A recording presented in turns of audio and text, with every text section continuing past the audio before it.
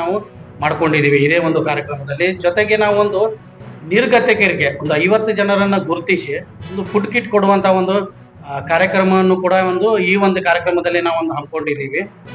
ಈ ಒಂದು ಕಾರ್ಯಕ್ರಮದ ಒಂದು ನೇತೃತ್ವವನ್ನು ಶಿವಾನಂದ ಎಸ್ ನೀಲನ್ ಅವರ ಒಂದು ನೇತೃತ್ವದಲ್ಲಿ ನಾವು ಈ ಕಾರ್ಯಕ್ರಮ ಮಾಡ್ತಾ ಇದ್ದೀವಿ. ಜೊತೆಗೆ ಈ ಕಡೂರು ಮತ್ತೆ ಚಿಕ್ಕಮಗಳೂರಿನ ಎಲ್ಲ ಜನರಿಗೆ ಕೇಳ್ಕೊಳ್ಳೋದೇನಂತಂದ್ರೆ, ಇಲ್ಲಿ ಎಲ್ಲಾ ಸೆಲೆಬ್ರಿಟಿಗಳನ್ನು ಕೂಡ ಕರೆಸ್ತಾ ಇದ್ದೀವಿ ನಾವು. ಸೆಲೆಬ್ರಿಟಿ ಅಂತಂದ್ರೆ ದುನಿಯಾ ವಿಜಯ್ ಅವರು ಬರ್ತಾ ಇದ್ದಾರೆ, ಆನಂತರ ಶರಣ್ ಅವರು ಬರ್ತಾ ಇದ್ದಾರೆ, ಗಿಲ್ಲಿ ನಟ ಬರ್ತಾ ಇದ್ದಾರೆ, ಅದರ ಜೊತೆಗೆ ನಮ್ಮ ವಿನೋದ್ ಪ್ರಭಾಕರ್ ಅವರು ಬರ್ತಾ ಇದ್ದಾರೆ, ಡಾಲಿ ಧನಂಜಯ ಅವರು ಕೂಡ ಬರ್ತಾ ಇದ್ದಾರೆ. ಎಲ್ಲದಕ್ಕಿಂತ ಮುಖ್ಯವಾಗಿ ನಮ್ಮ TV9 ರಂಗನಾಥ್ ಭರದ್ವಾಜ್ ಸರ್ ಕೂಡ ಬರ್ತಾ ಇದ್ದಾರೆ ಈ ಒಂದು ಕಾರ್ಯಕ್ರಮಕ್ಕೆ. ಜೊತೆಗೆ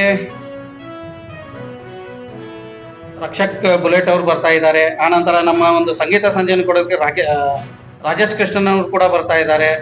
ನಿರೂಪಕರಾಗಿ ನಿರಂಜನ್ ದೇಶಪಾಂಡೆ, ಅನುರಾಧ ಭಟ್, ಮಿಮಿಕ್ರಿ ಗೋಪಿ, ಆನಂತರ ಸೋನಲ್, ಸ್ಪಂದನ, ಇನ್ನೂ ಬಹಳಷ್ಟು ಜನ ಇದ್ದಾರೆ. ಇವರೆಲ್ಲ ಈ ಒಂದು ಕಾರ್ಯಕ್ರಮಕ್ಕೆ ಭಾಗವಹಿಸ್ತಾ ಇದ್ದಾರೆ.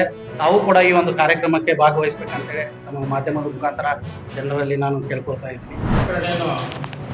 ಬಂದಿರುವ ಕಾರಣ ಏನಂದ್ರೆ,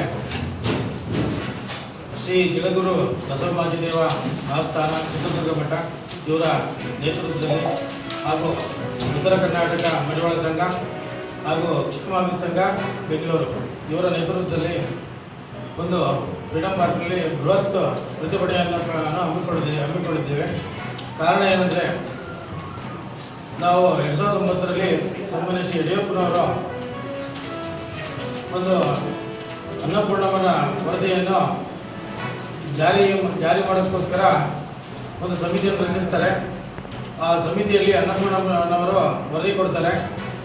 ಇವರು ಕರ್ನಾಟಕ ರಾಜ್ಯದಿಂದ ಸೂಕ್ಷ್ಮ ಸಣ್ಣ ಸಮಾಜ, ಇವರು ಪರಿಶಿಷ್ಟ ಜಾತಿಗೆ ಅರ್ಹರಾಗಿದ್ದಾರೆ, ಇವರನ್ನು ಪರಿಶಿಷ್ಟ ಜಾತಿಗೆ ಶಿಫಾರಸು ಮಾಡಬಹುದು ಅಂತ ಹೇಳ್ಬಿಟ್ಟು ಸರ್ಕಾರಕ್ಕೆ ವರದಿ ಕೊಡ್ತಾರೆ. ಈ ವರದಿ ಕೊಟ್ಟ ನಂತರ ಸುಮಾರು ಹಲವಾರು ಬಾರಿ ವಿಧಾನಸೌಧ ಮಂಡಲದಲ್ಲಿ ಪ್ರಸ್ತಾಪ ಆಗುತ್ತೆ, ಕ್ಯಾಬಿನೆಟಿಗೆ ಬರುತ್ತೆ, ಮತ್ತೆ ಅದನ್ನು ವಾಪಸ್ ತಳ್ತಾರೆ, ಮತ್ತೆ ಕ್ಯಾಬಿನೆಟಿಗೆ ಬರುತ್ತೆ, ಮತ್ತೆ ವಾಪಸ್ ಬರುತ್ತೆ. ಇದೇ ಥರ ಹಲವಾರು ಬಾರಿ ಎಲ್ಲ ಸರ್ಕಾರಗಳು ನಮ್ಮನ್ನು ಈ ರೀತಿ ನಡೆಸಿಕೊಳ್ತಿದ್ದೆ. ಹಾಗಾಗಿ ನಾವು ಈಗಾಗಲೇ ಭಾರತ ಸರ್ಕಾರದ ಅಡಿಯಲ್ಲಿರುವಂಥ ಎಲ್ಲ 18 ರಾಜ್ಯಗಳು ಹಾಗೂ 3 ಕೇಂದ್ರಾಡಳಿತ ಪ್ರದೇಶಗಳಲ್ಲಿ ನಮ್ಮನ್ನು ಪರಿಶಿಷ್ಟ ಜಾತಿಗೆ ಸೇರಿಸಿದ್ದಾರೆ.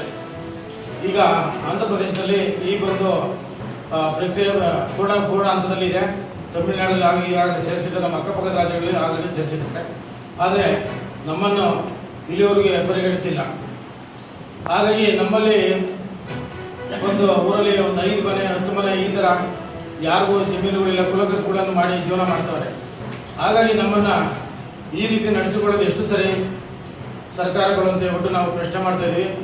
ಈಗ ಸಿದ್ದರಾಮಯ್ಯನವರಿಗೆ ನಾವು ಮನವಿ ಮಾಡೋದೇನೆಂದರೆ, ಈಗಲಾದರೂ ನೀವು ಹಿಂದುಳಿದ ವರ್ಗಗಳ ನಾಯಕರಾಗಿದ್ದೀರಿ, ಈಗಲಾದರೂ ನಮ್ಮನ್ನು ಪರಿಶಿಷ್ಟ ಜಾತಿಗೆ ನೀವು ಪರಿಗಣನೆ ಮಾಡಬೇಕು ಅಂತ ಹೇಳ್ಬಿಟ್ಟು ನಾವು ನಿಮ್ಮ ಮೂಲಕ ಕೇಳ್ಕೊಳ್ತಿದ್ದೇವೆ.